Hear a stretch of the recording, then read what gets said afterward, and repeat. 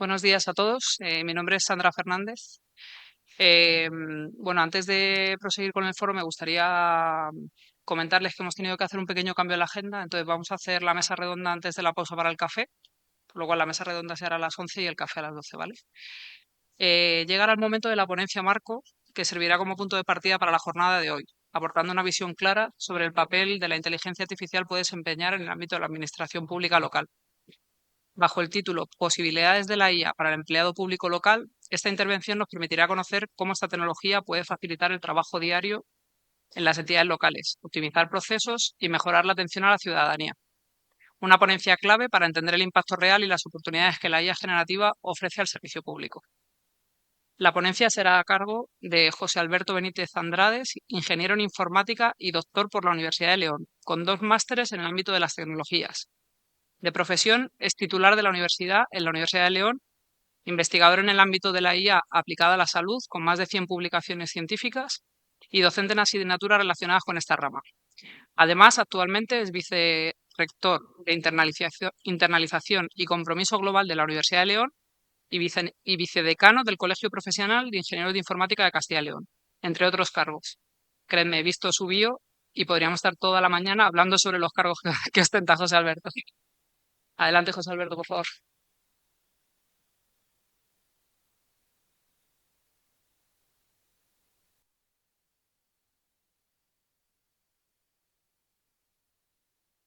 Aquí, perfecto, más fácil todavía. Buenos días. Bueno, muchas gracias por la presentación. Eh, pues hoy os voy a hablar sobre, bueno, el título de la ponencia es Inteligencia Artificial Generativa para Empleados Públicos Locales. Y en la manera de estructurar la presentación, aunque voy a poner casos de uso, porque creo que al final eso es lo que nos ayuda a, a ver cada uno y a interiorizar cada uno dónde se pueden realmente aplicar estas herramientas en nuestro día a día, que cada uno pues tendréis una serie de tareas en las que pueda resultar muy útil. A pesar de que comentar el caso de uso, sí que es verdad que me gusta aprovechar unos primeros minutos para comentar un poco realmente qué es la inteligencia artificial, de dónde nace y que tengamos claro desde un punto de vista, voy a hablar con un lenguaje no excesivamente técnico, pero sí que entendamos de dónde vienen, o sea, cómo han salido estas herramientas, qué es lo que hay detrás de esos modelos de inteligencia artificial y, en definitiva, cómo se consigue llegar a lo que hemos conseguido llegar, ¿no? No voy a profundizar muchísimo, pero sí que quiero dar bueno, pues una pequeña conceptualización del tema, ¿no? Nada, aquí tenía un sobre mí, pero que ya me han introducido perfectamente, con lo cual no comento más. Antes de hablar de inteligencia artificial, porque yo particularmente a nivel de investigación trabajo en temas de inteligencia artificial aplicado al ámbito sanitario especialmente. O sea, trabajo con gente de salud, con médicos, médicas, enfermeros, enfermeras, fisioterapeutas, etcétera. Y hay muchas veces que cuando vienen a mí a hablarme de un problema, el problema no sé, bueno, me vienen y me dicen, creo que esto con inteligencia artificial lo podemos solventar, ¿no? Y entonces cuando empiezan a desarrollar el problema me doy cuenta de que el problema quizá se soluciona aplicando sencillamente una automatización o digitalizando un proceso, pero no aplicando inteligencia artificial. O sea, antes que la inteligencia artificial hay una serie de pasos previos, ¿no? Entonces, en cuanto a la automatización de procesos software es el uso de herramientas tecnológicas para realizar tareas de manera automática que de otro modo requerirían de una intervención humana. Eso, eso es una automatización, no es inteligencia artificial, ¿no? Se aplica a actividades rutinarias y predecibles que consumen tiempo. Eso sería una automatización sencilla. ¿Que luego puede haber una automatización a la que se le añade inteligencia artificial? Por supuesto. Entonces, por una parte tenemos lo que es la automatización tradicional, que es el uso de herramientas o sistemas predefinidos para ejecutar tareas repetitivas basadas en unas reglas fijas. Se aplica en tareas con flujos de trabajo que están bien definidos y bien estandarizados, que es posible hacerlo, pero claro, tiene sus limitaciones. Tiene sus limitaciones porque no se pueden manejar cambios o cuando aparece una excepción, que es muy común que aparezca alguna excepción, esa automatización tradicional ya no nos sirve. O sea, nos puede servir solo para ciertos casos, pero luego nos damos cuenta de que las excepciones, pues de cada 100, en 40 hay alguna excepción pequeña. Entonces, ahí ya sí que viene la automatización basada en inteligencia artificial. En ella se emplean sistemas que pueden aprender y adaptarse a partir del dato y que manejan tareas que pueden ser no estructuradas y que se pueden aplicar procesos más complejos. Entonces, en lo que es el día a día, cuando nosotros hacemos algún procedimiento, con inteligencia artificial ya se podrían dar respuesta y se podría resolver los problemas que surgen cuando hay pequeñas excepciones, mientras que con una automatización tradicional no se podría hacer. Lo que sí que es cierto es que cuando queremos añadir una automatización basada en IA en una tarea, en una función que se desempeñe a nivel local, si no existe la automatización tradicional todavía, no es coherente pensar en una automatización basada en IA. Es decir, primero tendremos que pasar por esa automatización tradicional o por lo menos tener algo planteado y cuando eso esté planteado, entonces ya pensamos en añadirle inteligencia artificial, pero tiene que seguir ese proceso. O sea, yo me encuentro en muchas ocasiones lo que he comentado antes, que me vienen con problemas que pasan inicialmente porque se digitalice una información que a día de hoy es en papel. Yo no puedo añadir inteligencia artificial a un procedimiento que a día de hoy todavía se hace en papel. Primero, habrá que digitalizar ese proceso. Eh, en cuanto a los tipos de automatización, bueno, pues hay una de ellas que la he querido destacar aquí porque pondré un caso de uso sobre ella, que es el tema del scrapping, que el scrapping básicamente es un término que utilizamos los ingenieros informáticos los que nos dedicamos a la informática en general, que se refiere básicamente a la extracción de datos de una aplicación. Scrapping es extraer datos de una aplicación, ¿vale? Por una parte está el screen scrapping, que sería de aplicaciones locales o de ficheros, extraer datos de ficheros que ya tenemos en un dispositivo, y web scrapping cuando lo estamos extrayendo de un sitio web.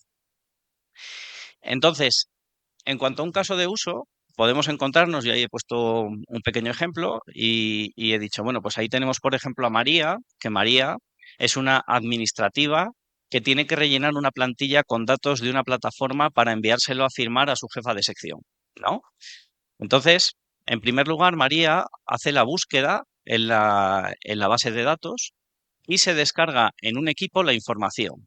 Con lo cual, María tiene que acceder primeramente pues, a una serie de ficheros, a una base de datos que esté, me da igual, implementada en una aplicación web o lo que sea, tiene que acceder, descargar esa información y una vez que descarga esa información, María usa los datos recolectados para rellenar una plantilla de su administración. Con lo cual, tenemos por una parte, María tiene que acceder a todos esos datos que están, puede ser que puede ser que estén más ordenados o menos ordenados, que estén más rápidamente accesibles o menos, y que le lleve, evidentemente, pues un tiempo, ¿no? Recolectar esa tarea. Todo dependerá del nivel de digitalización de esa administración y de cómo esté planteado. Si está muy bien planteado, pues igual todo lo tiene en una misma carpeta, eh, en un mismo sitio web, etcétera. Pero puede ser que no. Puede ser que para una tarea simple tenga que acceder a 25 ficheros diferentes en 27 carpetas diferentes y que esa tarea se alargue, ¿no? Finalmente, cuando María ha rellenado esa plantilla de la administración, pues entonces envía por correo el documento generado. Hasta que ha llegado hasta aquí, pues igual ha pasado pues una jornada laboral completa o 3 jornadas laborales completas, todo depende. Todo depende, como digo, de cómo estén esos datos inicialmente almacenados y cómo estén ordenados.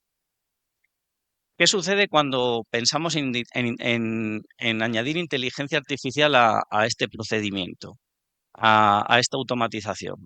Pues en este caso lo que tendríamos es que María lo que hace es que accede directamente a una plataforma en la cual indica qué datos y qué plantilla usar para generar el documento.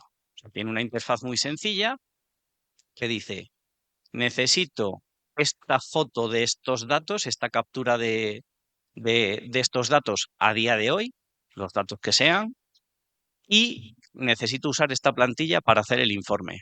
Lo selecciona a golpe de clic en una aplicación y entonces automáticamente la aplicación extrae los datos de donde los tenga que extraer de la base de datos, genera el informe, que para ese generar el informe ya va a tener una implementación de inteligencia artificial generativa en la que va a tener que, además de la aplicación, además de extraer los datos, los interpreta, los redacta en esa plantilla y entonces María, el trabajo que tiene que hacer principalmente es, una vez que se descarga la plantilla que ya está completa, lee la plantilla, la valida, modifica lo que tenga que modificar si hay algún tipo de error y lo envía. Evidentemente, el trabajo que tiene que hacer María en este caso para todo ese proceso es mucho menor y es mucho más sencillo. Y aquí aprovecho y lanzo ahí, vamos, abro un melón que luego se abrirá seguramente también, que es el tema de el miedo a que la inteligencia artificial nos quite el trabajo. No nos va a quitar el trabajo, lo que va es a cambiar los roles, a permitirnos que en este caso en las administraciones públicas y en todas las empresas privadas, si se empieza a implementar, se progrese de una forma más rápida que antes, porque hay procedimientos que antes se tardaba mucho y que si ahora se implementan este tipo de automatizaciones, va a ser más rápido y vamos a conseguir tareas que antes tardábamos muchísimo, hacerlas en menos tiempo y eso va a producir que podamos avanzar de manera más rápida, pues en estrategias que queramos aplicar que requieran de un estudio previo, pues igual el estudio si antes nos llevaba 5 meses, pues igual ahora nos lleva un mes o nos lleva 2 semanas. Eso es lo que nos va a permitir el implementar este tipo de herramientas. Evidentemente, para implementar estas herramientas, tienen que suceder muchas cosas, pero una de las cosas que debe suceder, que ya digamos que es la parte medio final, porque antes han tenido que pasar muchas cosas, es la formación realmente de los empleados en el uso de este tipo de herramientas, porque nos facilitan el día a día y entre una persona que trabaje en un mismo puesto de trabajo y sepa hacer uso de estas herramientas y una que no lo sepa, pues yo lo equiparo un poco a como cuando empezó a salir los programas de ofimática y había gente escribiendo todavía en papel o haciendo cálculos con calculadora. Pues una cosa parecida. O sea, tiene que haber al final una formación, un progreso, una evolución interna, ¿no? Entonces, bueno, pues evidentemente hay diferencia entre el ejemplo que estaba poniendo de automatizarlo, o sea, de las automatizaciones pequeñas que puede haber, pero con intervención humana por en medio, y la automatización basada con inteligencia artificial. Y eso al final, pues es una modificación de los propios recursos con los que tenemos y va a producir mejoras que van a mejorar en definitiva al final la calidad de vida de todos nosotros, ¿no? Entonces, bueno, he explicado lo que es la automatización, lo que es la automatización basada en IA, pero antes de profundizar un poco más y detallar en qué consiste la IA y poner casos de ejemplo, sí que quería comentar exactamente qué es la IA. Qué es la IA desde un punto de vista más conceptual, no me voy a enrollar mucho, pero sí que me gusta poner como ejemplo esto. Nosotros cuando buscamos, por ejemplo, en Google inteligencia artificial, lo que encontramos es que hay muchísimas fotos de robots, pero sin embargo la inteligencia artificial no es solo robótica, ni la robótica es solo inteligencia artificial, es la robótica, una parte de la robótica, y de hecho la parte final en la que se trabaja en el robot es inteligencia artificial, pero hasta que se trabaja ahí, pues hay una parte en la que se trabaja en el hardware para que el robot funcione, hay otra en la que hay electrónica, mecánica, etcétera, hay otra parte software que es para que podamos controlarlo, pero que lo podamos controlar nosotros con un mando, con un botón o lo que sea, y luego ya finalmente se añade el modelo de inteligencia artificial que lo que ayuda es a que el robot sea autónomo, ¿vale? Y en el caso de la inteligencia artificial, pues es una rama científica que engloba muchísimas más técnicas y más categorías que solo la robótica. Simplemente que os suene. Dentro de todas las definiciones que hay de inteligencia artificial, a mí hay una que especialmente me gusta, que es esta que está en pantalla ahora, que es: la inteligencia artificial se refiere a la capacidad de una máquina o sistema informático para imitar o simular la inteligencia humana.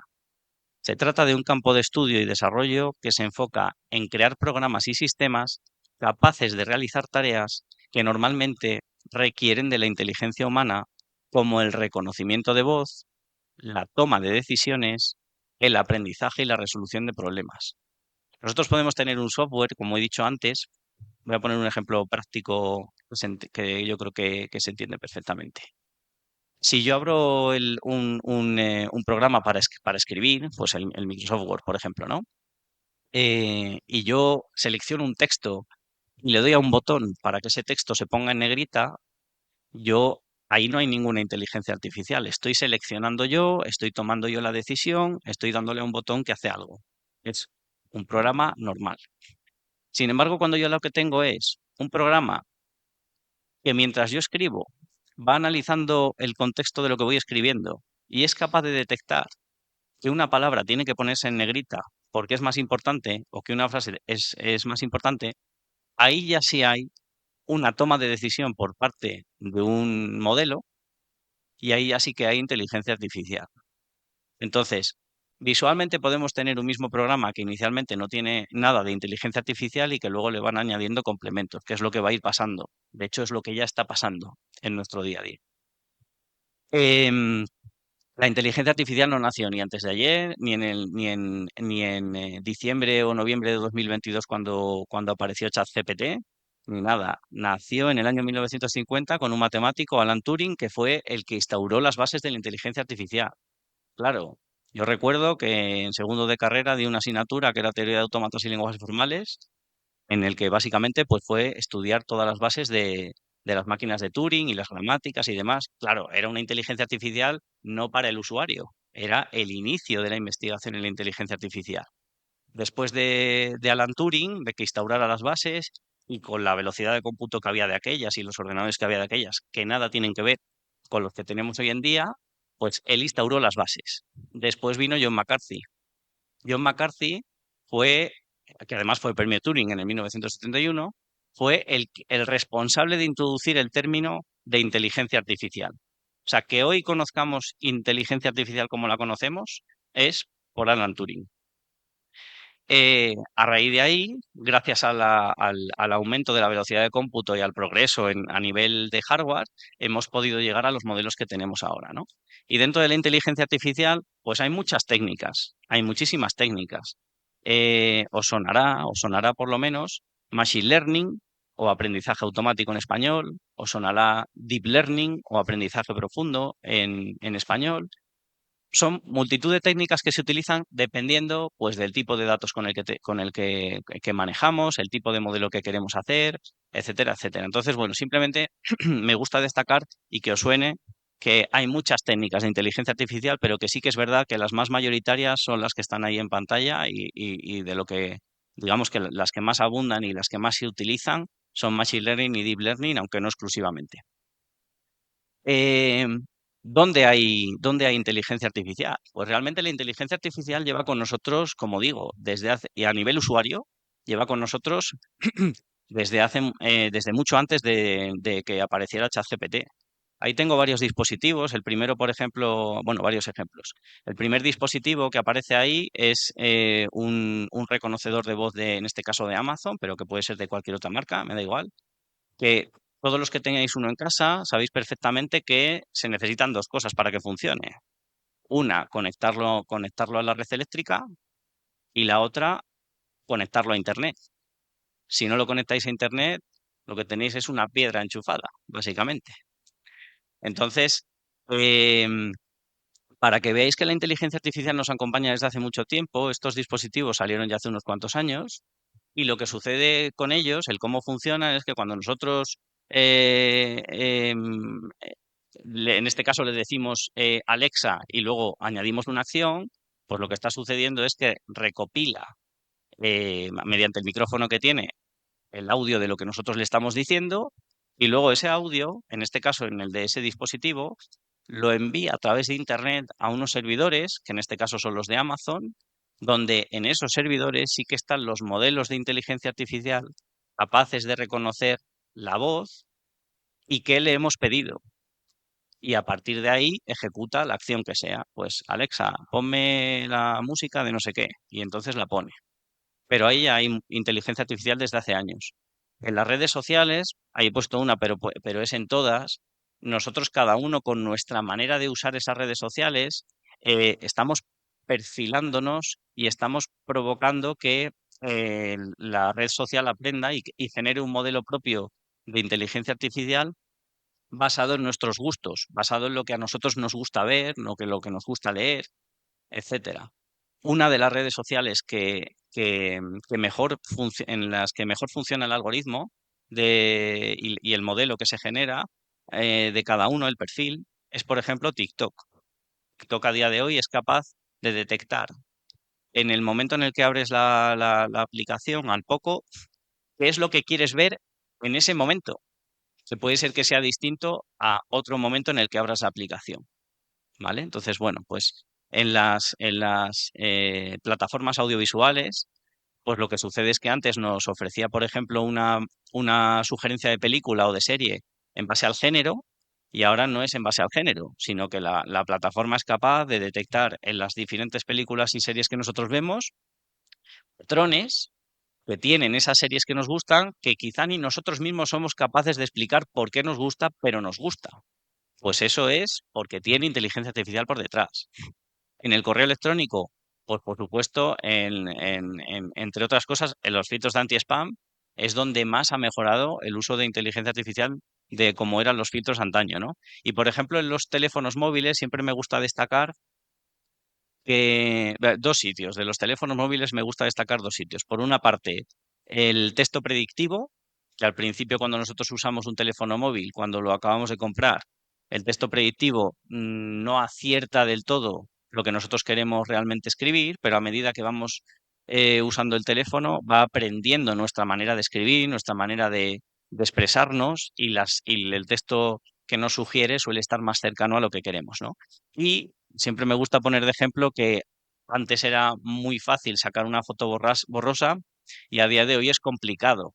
Hay gente que lo consigue, pero es complicado. ¿Por qué? Porque tiene un software, el teléfono ya, la propia cámara, que cuando sacamos una foto, en realidad se sacan, no nos damos cuenta, pero se sacan varias imágenes y hay por detrás un pequeño software que lo que hace es tratar esa imagen, esa fotografía, para que sea lo más nítida posible. Y para que eso sea posible, hay un modelo de inteligencia artificial que ha sido entrenado en el que se le ha dicho, esto es una foto nítida y esto es una foto borrosa. Y a partir de ahí genera la foto nueva, ¿no? Evidentemente, en el ámbito, por ejemplo, de la salud, tengo ahí una mamografía porque es uno de los sitios donde más se está también progresando y que nos puede beneficiar mucho, pues el poder, por ejemplo, diagnosticar una enfermedad de manera más rápida que cuando se hacía normalmente porque la IA encuentra patrones que nosotros no somos capaces, ¿no?, de detectar. Entonces, ¿cómo se entrena una IA? Pues lo que se necesitan, yo siempre digo que lo que se necesitan son dos cosas principales, que es una gran cantidad de datos y una gran calidad de datos. Y a partir de ahí ya podemos empezar a hablar, ¿no? Entonces, se recopilan los datos, los que sean, se entrena el modelo y se hace una validación y una prueba del modelo. Si yo quiero un modelo que cuando yo saque una foto a un nebus, a un lunar, me diga si el lunar es maligno o benigno, pues lo que tengo que tener antes es, me lo invento, 1 millón de imágenes de lunares, de nebus, tanto malignos como benignos, y yo con eso puedo entrenar un modelo. Si yo no tengo eso, no puedo entrenar un modelo que sea capaz de detectarlo. Se llama inteligencia artificial por algo. Entonces, nosotros necesitamos darle ese conocimiento experto para poder entrenarlo, ¿vale? Eh, en el procedimiento de cómo se entrena una IA, lo que sucede normalmente es que nosotros extraemos de un conjunto de datos sus características y en base a eso se entrena pues un clasificador o un regresor o lo que sea. Y en la imagen de abajo, bueno, por no profundizar mucho más, simplemente es una diferencia entre el deep learning y el machine learning. El deep learning es un aprendizaje automático avanzado, en el que las técnicas que se utilizan para conseguir el modelo son más complejas, requieren de más cómputo y tienen la ventaja de que cuando jugamos con un volumen más grande de datos suelen ser más precisas. Podemos conseguir modelos más precisos cuando usamos deep learning frente a cuando usamos machine learning tradicional. Y aquí ya llegamos a los modelos de lenguaje. Los famosos modelos de lenguaje es lo que ha hecho que hoy en día haya llegado la inteligencia artificial principalmente a lo que son las aplicaciones. Con la aparición de ChatGPT, ChatGPT tiene implementado un modelo de lenguaje, un modelo de lenguaje, y entonces estos modelos están diseñados para procesar y generar texto natural a gran escala. Estos modelos utilizan técnicas avanzadas de aprendizaje profundo, lo que estoy comentando, para comprender el lenguaje humano, predecir palabras o frases y generar respuestas coherentes basadas en datos masivos previamente entrenados. Es decir, para llegar a los modelos que estamos teniendo hoy, ya sea el de ChatGPT, Copilot, DeepSeek, em, los que estemos utilizando, Gemini, Llama de Meta, de los de Facebook, Instagram y demás, han tenido que suceder, ha tenido que haber una evolución muy grande, tanto a nivel de software para poder entrenar esos modelos, como a nivel de hardware, ¿vale? Bueno, pues nada, hay muchos modelos, se utilizan los modelos de lenguaje para multitud de tareas, por ejemplo, generación de texto, clasificación, preguntas basadas en conocimiento, traducciones, generación de diálogo y luego, bueno, pues otra serie de bots que hacen, digamos que tareas que son como más específicas, ¿no? Por ejemplo, cuando queremos programar en Python, ya tenemos Google tiene una plataforma que se llama Google Colab, en el que tú empiezas a programar en Python y ya directamente eh, casi no hay que saber ni programar en Python para programar en Python. O sea, hemos llegado a ese punto. Tú le dices, quiero un programa que haga no sé qué y te lo escribe. O sea, estamos llegando ya a ese nivel, ¿no? A ver, evidentemente, una persona que tenga una formación específica en el ámbito de las tecnologías, que sepa programar y demás, va a poder aprovechar para programar mejor estas herramientas.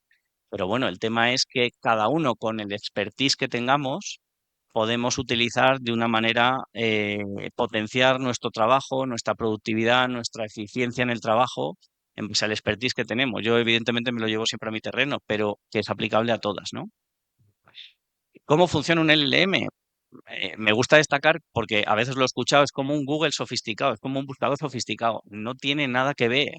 O sea, cuando nosotros buscamos en Google, lo que está sucediendo es que se está buscando entre todos los documentos que Google tiene indexados.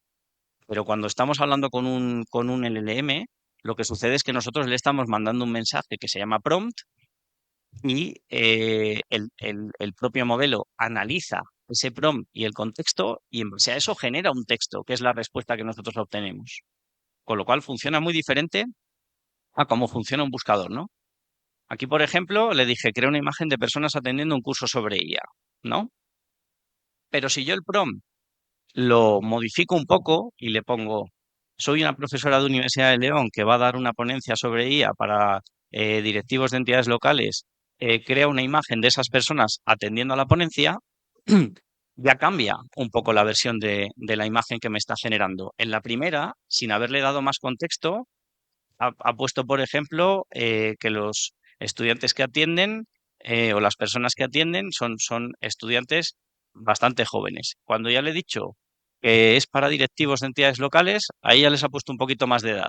Bueno, en base al contexto que le damos, obtenemos una respuesta diferente. Con lo cual, el contexto que le demos es muy importante en estas herramientas.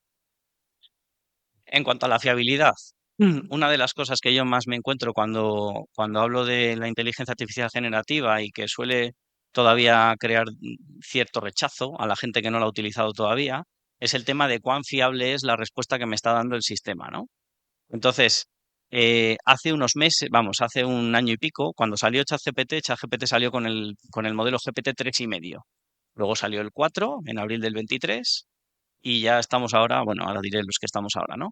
El caso es que en aquella época, dependiendo de la temática determinada de la que se le hablara, es verdad que las respuestas que se obtenían no eran muy buenas. Por ejemplo, en la parte final de los que tienen la gráfica más cortita, son principalmente, por ejemplo, literatura inglesa, eh, bueno, el lenguaje inglés, química, ¿vale? Pero eso era de aquellas. Y es verdad que para tareas específicas, dependiendo de la rama o de la temática, era más o menos preciso, ¿no? Pero claro, esto ha evolucionado muchísimo desde que salió en noviembre de 2022.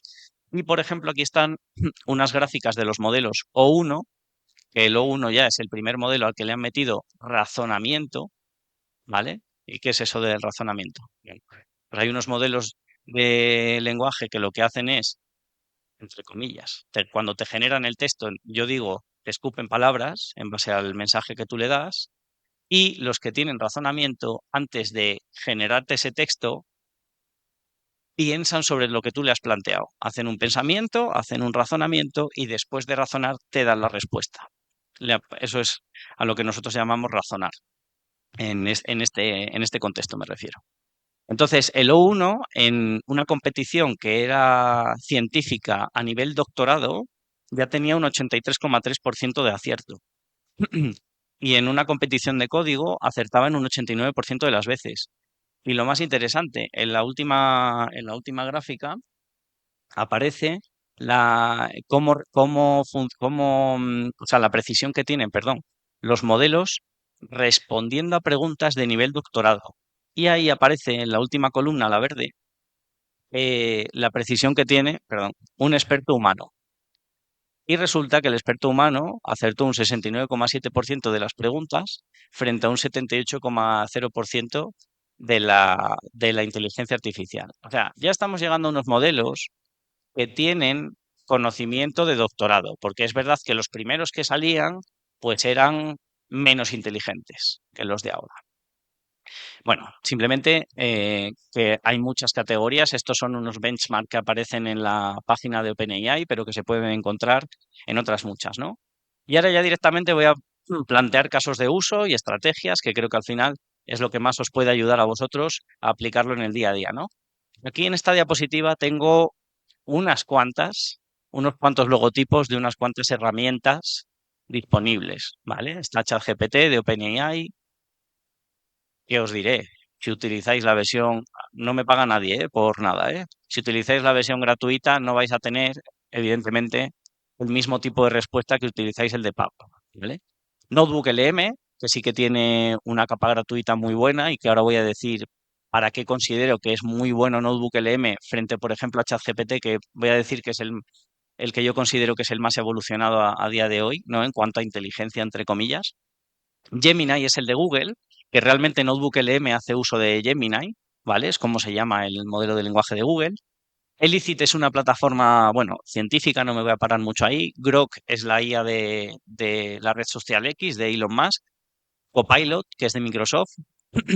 DeepSeek, que es esta que apareció hace unas cuantas semanas, que proviene de China y que digamos que el hito que ha tenido ese modelo es que han logrado un modelo casi tan bueno como el de ChatGPT, pero con un hardware mucho más bajo, con unos recursos mucho más pequeños, ahorrando en costes, y entonces, bueno, ha sido realmente un hito, ¿no? Site AI, que es una IA también un poco aplicada al tema académico, y Claude, que también tiene su parte gratuita. Todas estas realmente las podéis probar de manera gratuita, todas, y luego algunas tienen versión de pago, otras no, ¿no? En tareas administrativas en el sector público, ¿en qué nos puede ayudar? Pues, por ejemplo, en redacción de formularios, en redacción de documentos, sugerencias de mejora de documentos que ya tenemos, en preparación de discursos. O sea, preparando discursos es mejor que ninguno. O sea, es mejor que ninguno. Si le damos todo el contexto que realmente hay que darle, que eso se lo tenemos que dar nosotros, no nos vale con decir, voy a dar un discurso de inteligencia artificial a gente. No, eso no vale. O sea, Hay que darle cuanto más contexto mejor, explicarle quién eres tú en concepto de que vas a dar el discurso, etcétera, etcétera. O sea, hay que nutrirlo con datos propios. O sea, eso siempre que quede claro, ¿no?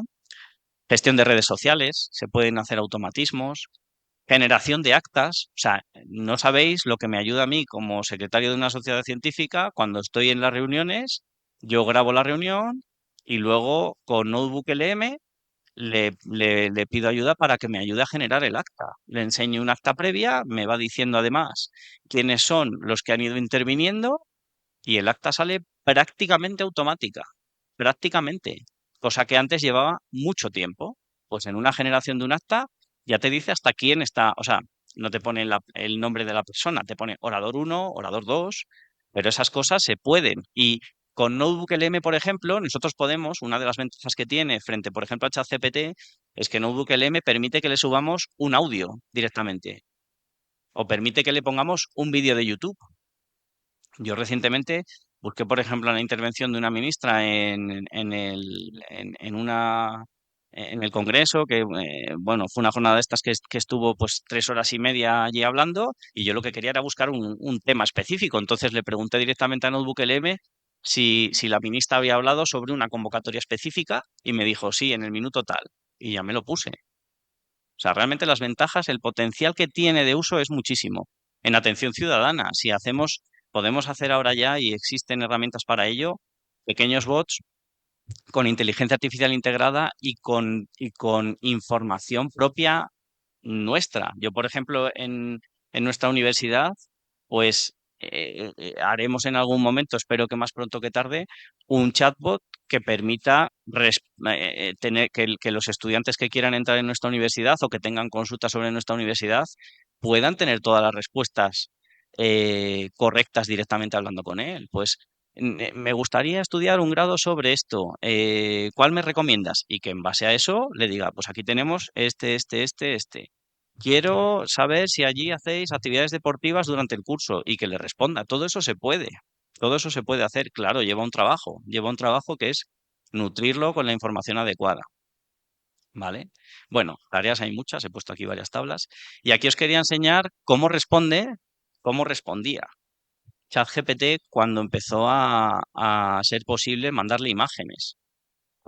Coincidió, bueno, pues que yo fui a Alemania con mis padres un fin de semana, les enseñé Berlín, luego me iba a ir a ver el laboratorio donde hice una estancia postdoctoral, con la mala suerte de que mi padre pues se cayó, se hizo daño, y entonces cuando fuimos al hospital le hicieron una radiografía y el médico dijo, pues su padre tiene una fractura. Y dice, si me permite, le saco una foto a la pantalla. O sea, que ya no es ni la propia radiografía, sino una foto a la pantalla con la radiografía, que hay mucho ruido en esa imagen.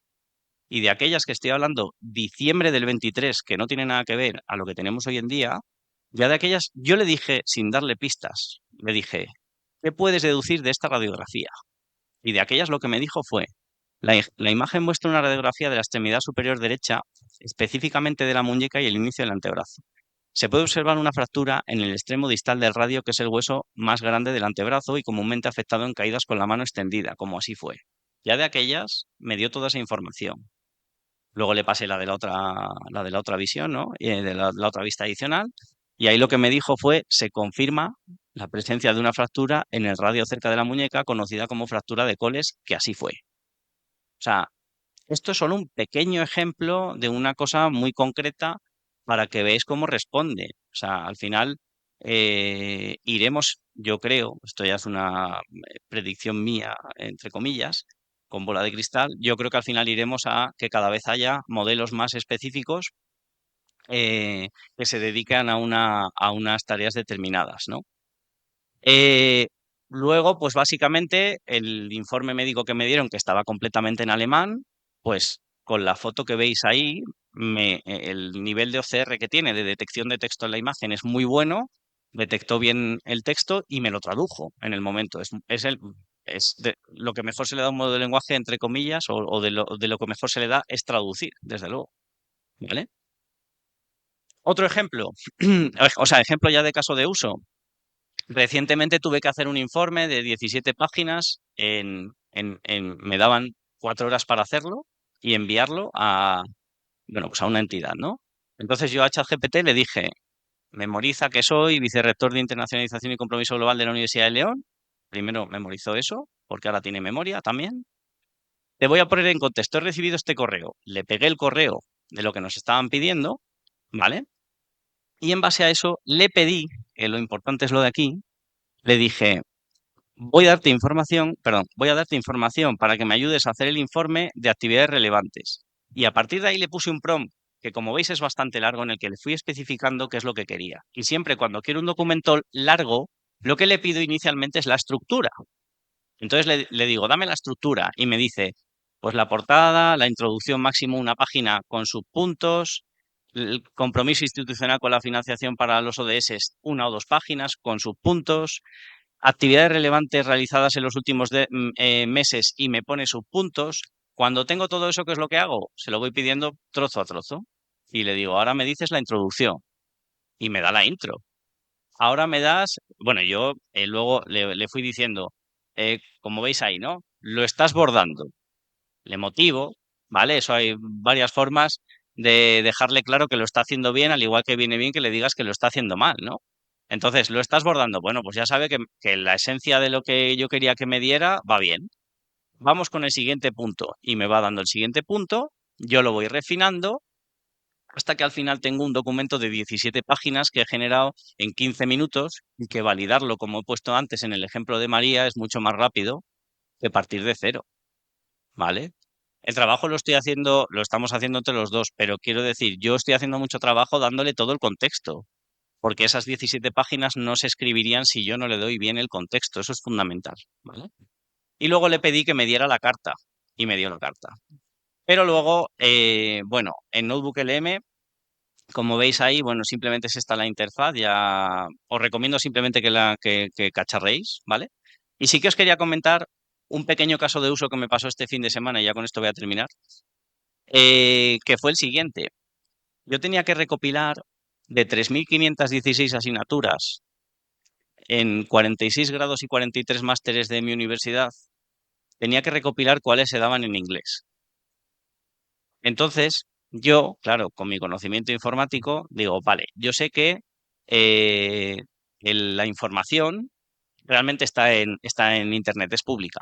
Entonces, lo que tengo que hacer es obtener el título del curso, el curso específico, el nombre de la asignatura, el código de la asignatura y el idioma. ¿Cómo hago esto? Pues con estos pasos que vemos aquí, lo que tenía que hacer era primero acceder a la página donde está el listado de grados, luego acceder a la página del listado de másteres.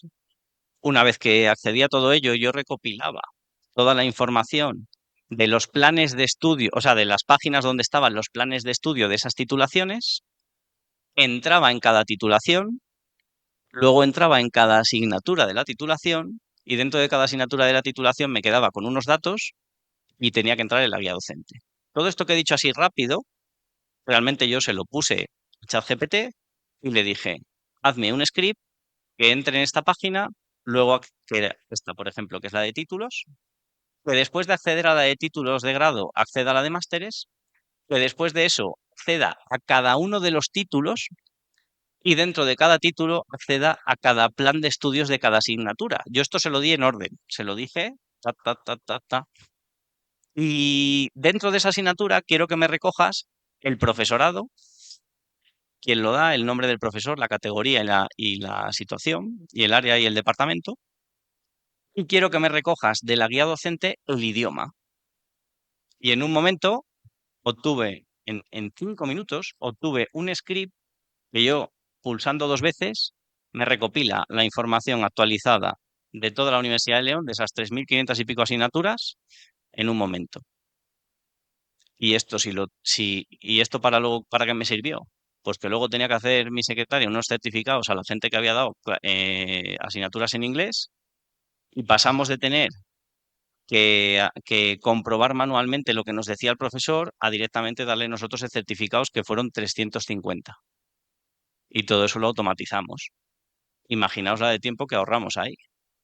Eso es un pequeño ejemplo de una pequeña tarea que se puede realmente automatizar con estas cosas, ¿no? Este era el ejemplo de certificado que también se automatizó. Esto también lo automaticé. Tenía una plantilla de Google Docs con unos marcadores y iba recogiendo la información del Excel. Pero al igual que esto, millones de cosas se pueden automatizar. ¿Qué estrategias hay? Pues para implementar inteligencia artificial, identificar el problema, elegir la tecnología adecuada, comenzar con un proyecto piloto y formación y cambio cultural. Y básicamente, pues eso es todo. Muchas gracias.